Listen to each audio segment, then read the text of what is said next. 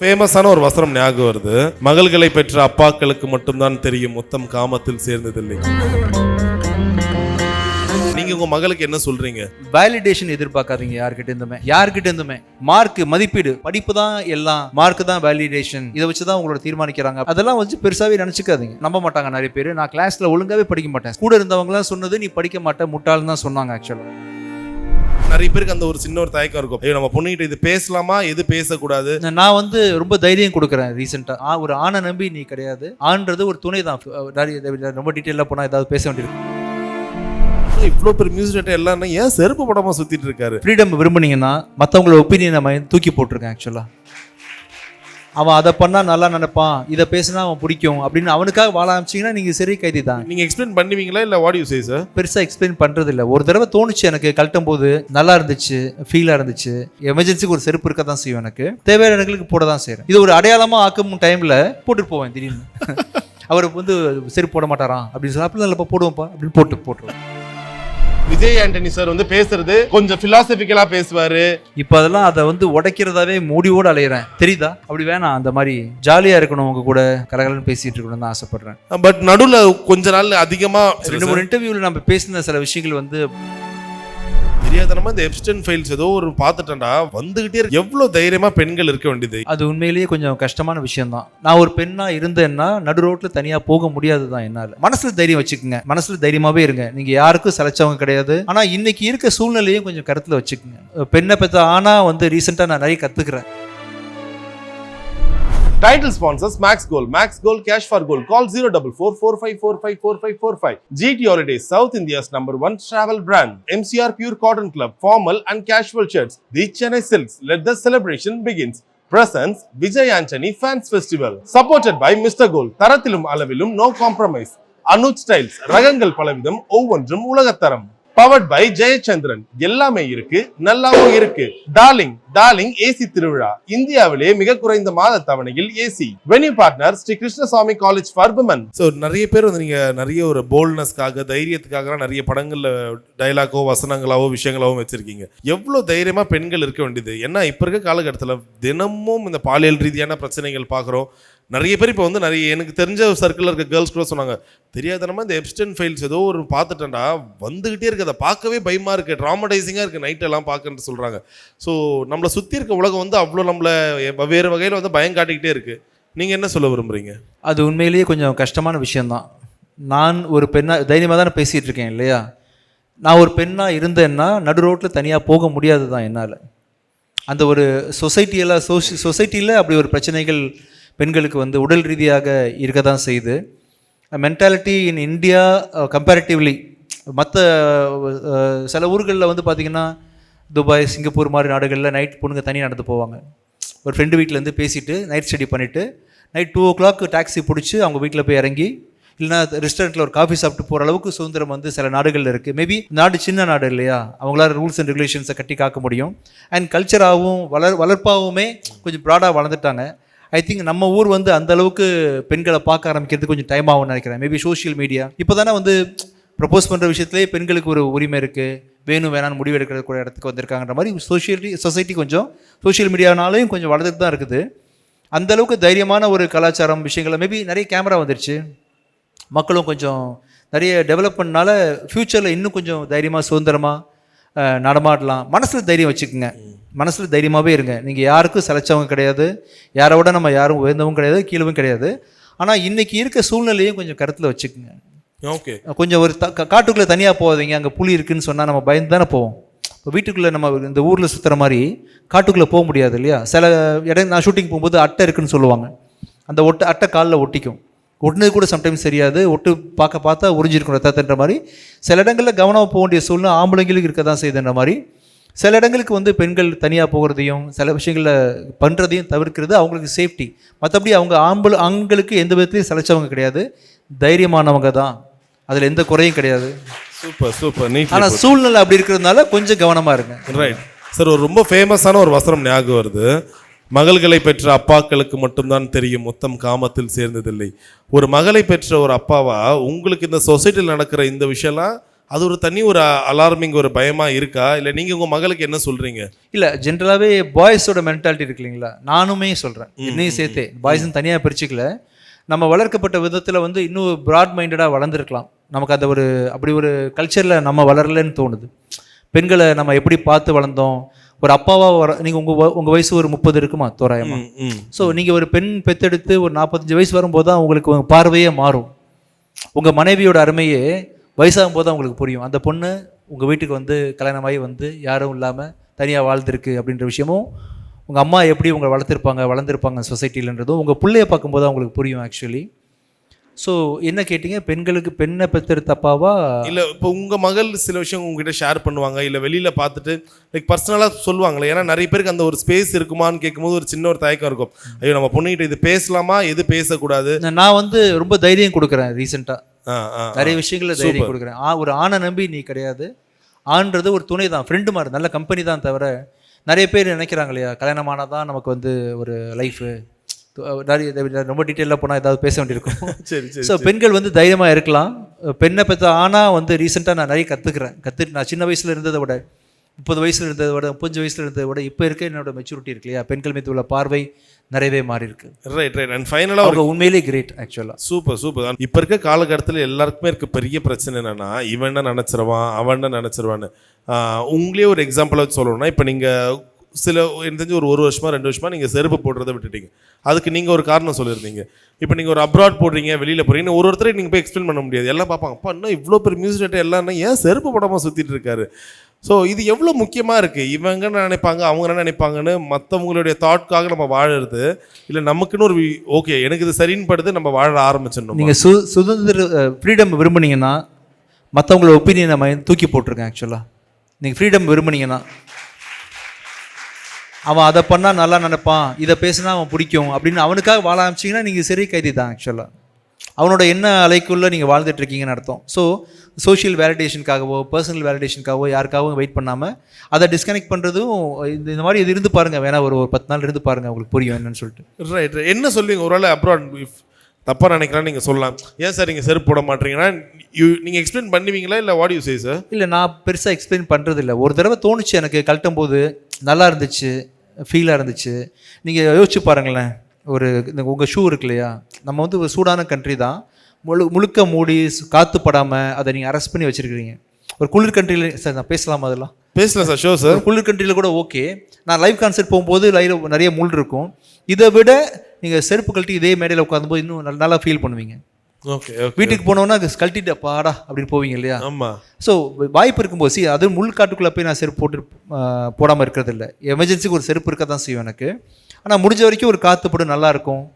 Plus இன்னொருத்தர் acceptance தேவையில்லைன்ற இடத்துக்கு என்னை கொண்டு போய் கொஞ்சம் என்னை இலகுவாக்கி விட்டுருச்சு இந்த விஷயம். ரீசெண்டாக தேவையான இடங்களுக்கு போட தான் செய்கிறேன். இது ஒரு அடையாளமாக ஆக்கும் டைமில் போட்டுட்டு போவேன். திடீர்னு அவர் வந்து செருப்பு போட மாட்டாராம் அப்படின்னு சொல்லி, அப்படிலாம் இல்லைப்பா போடுவோம்ப்பா அப்படின்னு போட்டுருவேன். ஸோ அதனால் வந்து இதுதான் என் அடையாளம், இதை வச்சு நான் ஒருத்தங்க புரிஞ்சுக்கணும், இதனால நான் நல்லவன், இதனால தியாகி, அந்த மாதிரி பேர்லாம் யாரும் எனக்கு கொடுக்க வேண்டிய அவசியம் இல்லை. அது வேண்டாம். என் விருப்பத்துக்கு ஜாலியாக இருக்குது, நான் போட்டு போகிறேன், ஃப்ரீயாக இருக்கேன், அவ்வளோதான். நிறைய நேரத்தில் வந்து என்னன்னு சொல்லுவாங்க, விஜய் ஆண்டனி சார் வந்து பேசுறது கொஞ்சம் ஃபிலாசபிக்கலாக பேசுவார்.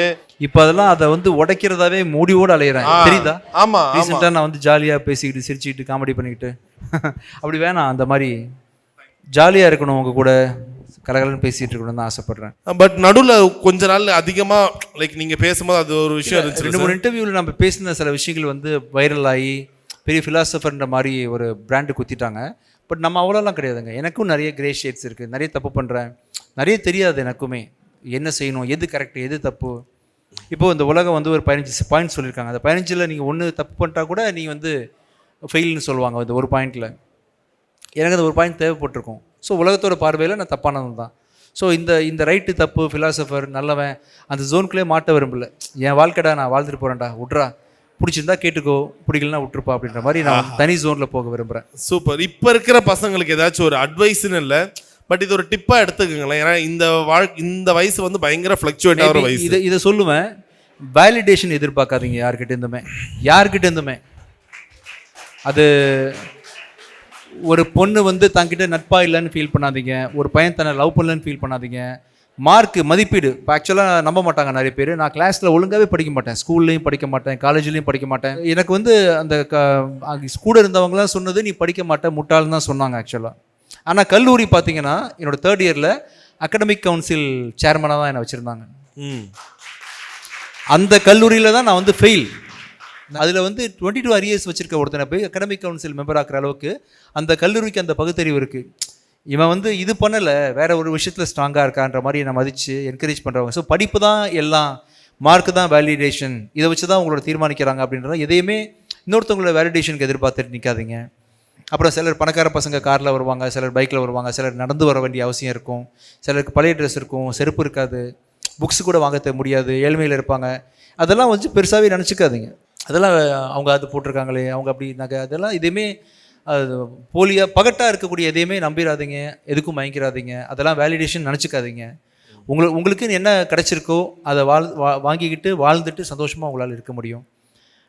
அந்த வேலிடேஷனுக்காக நிறைய பேர் நிறைய விஷயம் பண்ணுறாங்களே, போஸ்ட் போடுறதா இருக்கட்டும், சோஷியல் மீடியாவில் இத்தனை லைக்ஸ் வருது, இதை பேசுனா அதை பிடிக்குது அப்படின்னு சொல்லிட்டு தானாக இல்லாமல் ஒரு முகத்தை காட்ட விரும்புகிறாங்க. அது அவங்களா இருக்க மாட்டாங்க. பட் அப்படி ஒரு ப்ரொஜெக்ட் பண்ணால் அதுக்கான லைக்கிங் வருதுன்றதுக்காக ரொம்ப தனக்குள்ளே சிரமப்பட்டு அப்படியா ஒரு வாழ்க்கை வாழ ட்ரை பட்டு அப்படியே மாறுவாங்க. சம்டைம்ஸ் சிலர் நம்ம அந்த பர்சனாலிட்டியாகவே சிலர் ரொம்ப சிரமப்படுவாங்க. அது நம்ம அந்த மாதிரி நம்ம ஆன்லைனில் பார்க்குற ஒரு பர்சனாலிட்டி நம்ம இல்லையே அப்படின்ற ஏக்கம் அப்படி இருக்கும். அப்படி ஒரு அம்மா அப்பா நம்ம கிடைக்கலையே, அப்படி ஒரு பாய் ஃப்ரெண்ட் கிடைக்கலையே, அப்படி ஒரு கணவன் கிடைக்கலையே, அப்படி ஒரு அண்ணன் தம்பி பிறக்கலையேன்னு சொல்லிட்டு இன்னொரு ஃபேக்டரெல்லாம் பார்த்து தன்னைத்தானே வருத்திப்பாங்க. உங்களுக்கு இப்போ கிடைச்சிருக்கல ஒரு ஜேர்னி, அது நல்ல ஜேர்னி தான், அதை ரசிக்க கற்றுக்குங்க, வேலிடேஷன் எதிர்பார்க்காதீங்கன்றது என்னோட. இன்ஃபேக்ட் நிறைய பேர் இப்போ அவங்களுடைய மதிப்பீடு எப்படி வைக்கிறாங்கன்னா, அவங்களுடைய குணம் தன்மை அதெல்லாம் தாண்டி இன்ஸ்டாகிராமில் உனக்கு எவ்வளோ ஃபாலோவர்ஸ் இருக்குது, அது நடிகர்களாக இருக்கட்டும், சீரியல் நடிகர்களாக இருக்கட்டும், மாணவர்களாக இருக்கட்டும், உனக்கு 20,000 ஃபாலோவர்ஸ் இருக்கா, அவள் செலிபிரிட்டி, என்னது 20,000 ஃபாலோவர்ஸ் தான் செலிபிரிட்டியா, என்னங்க சொல்கிறீங்கன்ற மாதிரி இருக்குது. ஸோ நீங்கள் எப்படி பார்க்குறீங்க இந்த ஒரு சோஷியல் மீடியா மோகம் வந்து ஒரு கட்டத்தில் வீட்டில் இருக்கவங்க எல்லாத்தையும் தாண்டி முகம் தெரியாத கண்ணுக்கு தெரியாத ஃபாலோவர்ஸை நோக்கி போயிட்டு இருக்கு? ஸோ எங்களை மாதிரி ஆட்களுக்கு, ஃபார் எக்ஸாம்பிள் நான் பூக்கி படம் ரிலீஸ் பண்ணுறேன், என்னோட ஃபாலோவர்ஸ்க்கு அந்த தகவலை போய் கொண்டு சேர்க்கணுன்றதுனால இந்த சோஷியல் மீடியா பயன்படுது. பூக்கியோட ஆடு போடுறேன், பூக்கியை பப்ளிசைஸ் பண்ணுறேன், அப்புறம் வந்து யூடியூப்பில் வந்து என்னோட பாட்டு ரிலீஸ் பண்ணுற மாதிரி எங்களுக்கு வந்து தொழிலாக பயன்படுதுன்றதுனால ஓகே. அது மாதிரி வந்து நீங்கள் ஒரு நல்ல கருத்து வச்சுருக்கிறீங்களா, நீங்கள் வந்து ஆடியன்ஸ்கிட்ட ஒரு விஷயத்தை கொண்டு போய் சேர்க்கணுன்றீங்களா, அந்த சோஷியல் மீடியாவை நீங்கள் வந்து பகிர்ந்துக்கிறதுக்கோ ஃப்ரெண்ட்ஷிப் வச்சுக்கிறதோ தப்பு கிடையாது. பட் நீங்கள் சொல்கிற கருத்தை வந்து எல்லோரும் ஆமோதிக்கணும், கம்மியாக லைக் பண்ணிட்டாங்கன்னா உங்கள் பாயிண்ட் வந்து வேலிடான பாயிண்ட் கிடையாது, நிறைய லைக் பண்ணிட்டாங்கன்னா எல்லாருக்கும் பிடிச்ச பாயிண்ட்டு, அதனால் அது சரி அப்படின்ற மாதிரி உங்களை ரொம்ப வருத்திக்காதீங்க. அப்புறம் இந்த சோஷியல் மீடியா மோகன்றது இப்போ தானே வந்திருக்கு இல்லையா, வந்து ஒரு 2-3 இயர்ஸ் தான் மேஜராக போயிட்டுருக்கு.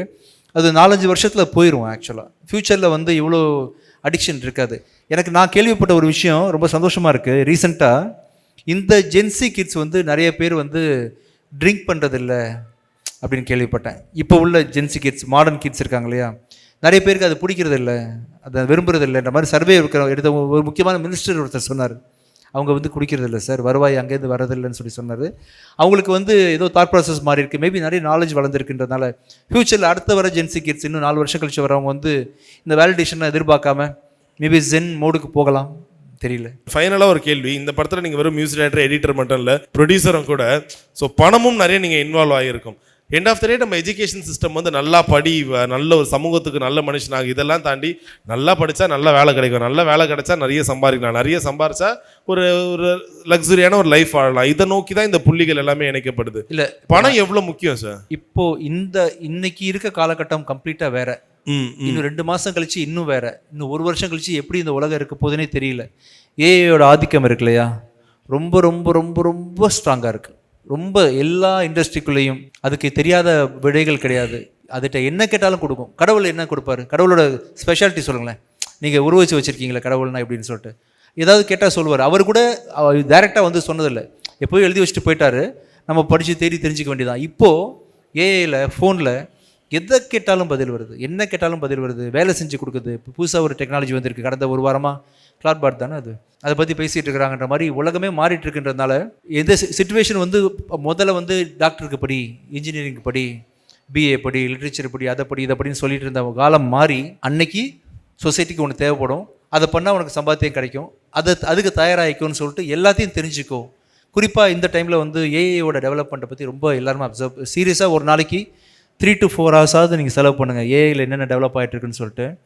ஏன்னா நம்ம படிக்கிற எதுவுமே தேவையில்லாமல் போகலாம் நாளைக்கு. ஏன்னா நம்ம படிக்கிற அத்தனைக்குமே ஏஐ வந்துருச்சு.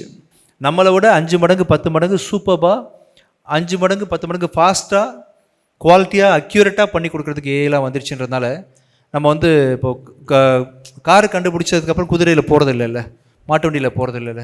ஸோ இனிமேல் வந்து ஏஐ மேலே ட்ராவல் பண்ணுறதுக்கு நீங்கள் உங்களை தயார்படுத்திங்க, கற்றுக்குங்க.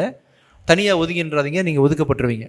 நம்ம இப்போ ரீசெண்ட் டைமில் வந்து மாடர்ன் செல்ஃபோன்லாம் வந்த பிறகு அம்மா அப்பா ஆப்ரேட் பண்ண தெரியாமல் பட்டன் ஃபோன் யூஸ் பண்ணுறது எப்படியோ அது மாதிரி ஏஐ ஆப்ரேட் பண்ண தெரியாத எந்த இண்டஸ்ட்ரியும் எல்லாருமே ஒதுக்கப்பட்டுருவீங்க. Okay okay right sir. So உங்களுக்கு என்ன விஷயம் வந்து இப்போ நடக்கிறதுல கொஞ்சம் ஒரு பயம் உங்களுக்கு கொடுத்தது? இப்போ என்னடா இந்த எவல்யூஷன் ரொம்ப ஃபாஸ்ட்டாக இருக்கே, இதுக்கு ஒரு சின்ன ஒரு பயமாக தான். பயம் இல்லை, நான் வந்து அதை நீங்களாம் நினைக்கிறத தாண்டி ஒரு விஷயத்தை நோக்கி எதிர்நோக்கி காத்துட்ருக்கேன். நான் என்ன நினைக்கிறேன், இவ்வளோ பண்ணுற மிஷின் இந்த பணக்காரங்கெல்லாம் மனசு வச்சு சரிப்பா விவசாயமும் அதுவே பண்ணட்டுன்னு சொல்லிட்டு அதுவே உழுது வதச்சு நமக்கு சோறு போடுன்ற அளவுக்கு நம்பிக்கை இருக்குது ஆக்சுவலாக ஃப்யூச்சரில். ஓகே ஓகே புரியுதா நான் சொல்கிறது? புரியுது. சோலார்லேருந்து பவர் போயிடும், அதுக்கு தெரியும் இந்த மண்ணில் வந்து பருத்தி போடலாம், இந்த மண்ணில் அரிசி போடலான்னு அது மிஷினுக்கு தெரியும். அது போய் வேலை செய்யும், அது போய் ஒரு சார்ஜ் பண்ணிக்கும், உங்கள் வீட்டில் வந்து எல்லாத்தையும் கொடுத்துட்டு போவோம். அப்படி ஒரு உலகம் ஏன் சாத்தியம் இல்லை? ஆமாம் ஆமாம். ஸோ அப்படியும் ஒரு பாசிபிலிட்டி இருக்க தான் செய்யுது. க்ரைம் நிறைய குறையும் ஃப்யூச்சரில். போலீஸ்லாம் வந்து பார்த்திங்கன்னா பேரளவுக்கு போலீஸாக இருப்பாங்க, பட் இருந்தாலுமே ஒரு திருடனை பிடிக்க போகும்போது திருடன் அளவுக்கு இவங்க எக்யூப் ஆகிருக்க மாட்டாங்க. யோசிச்சு பாருங்கள், இப்போ என்னோட தம்பியோ இவங்களோட கணவனோ ஒரு போலீஸாக இருந்தாங்கன்னா இவங்க குடும்பத்தை பணையம் வச்சுக்கிட்டு ஒரு 10 திருடனை ஓடி போய் பிடிக்க முடியுமா அவங்களால? அவன் திருப்பி சுட்டுருவான், வெட்டிடுவான். அப்படின்றதுனால போலீஸுமே பாவம் தான். ஒரு ரோபோ வந்துருச்சுன்னு சொன்னால் நிறைய அதே ரோபோவால் பிரச்சனையும் வராது, வேறு விஷயம். நிறைய பாசிட்டிவான விஷயங்கள் நடக்க வாய்ப்புகள் இருக்குது அப்படின்னு நான் ஃபீல் பண்ணுறேன். ஃப்யூச்சரில் வந்து அதுவே நிறைய வேலைகள் செய்யும். மனுஷங்க ரொம்ப கஷ்டப்பட்டு வேர்வை சிந்தி வேலைக்கு ரோடு போடுற வேலை இருக்கு இல்லையா, இந்த மாதிரி வேலைகளுக்கெல்லாம் வந்து ரோபோக்கள் பயன்படுத்தப்படும். ஸோ ஃப்யூச்சரில் இவ்வளோ பெரிய டெவலப்மெண்ட் வந்து மனித சமுதாயத்துக்கு கொஞ்சம் ஹெல்ப்பாக இருக்கும்னு நான் நினைக்கிறேன். அப்படி யோசிப்பான்னு நினைக்கிறேன் ஒருத்தன், தெரியல. Title sponsors Max Gold. Max Gold Cash for Gold. Call 04445454545. GT Holidays, South India's #1 travel brand. MCR Pure Cotton Club, formal and casual shirts. The Chennai Silks. Let the celebration begins. Presents Vijay Antony Fans Festival. Supported by Mr. Gold. Tarathilum alavilum no compromise. Anuj Styles. ரகங்கள் பலவிதம், ஒவ்வொன்றும் உலகத்தரம். Powered by Jayachandran. எல்லாமே இருக்கு, நல்லாவும் இருக்கு. Darling AC திருவிழா. இந்தியாவிலே மிக குறைந்த மாத தவணையில் AC. Venue partner Sri Krishnasamy college for women.